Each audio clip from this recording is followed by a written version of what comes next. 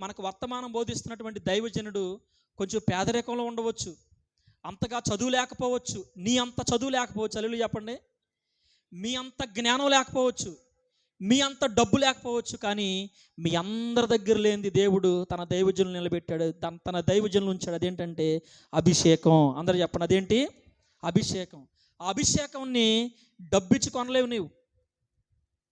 ఎప్పుడు సేవకుల్లో ఉన్నటువంటి అభిషేకం నీలోకి వస్తుందంటే నువ్వు చేయాల్సింది ఏంటంటే వినయముగా విధేయత కలిగి ఆ యేసయ్య చెప్పినటువంటి నేనే మార్గం అన్నటువంటి ఆ మార్గంలో దైవజనుడిని నడిపిస్తున్నప్పుడు క్రమంగా నువ్వు ఆ మార్గంలో నడిచావంటే నేరుగా నువ్వు పరలోక రాజ్యం వెళ్తావు. హల్లెలూయా.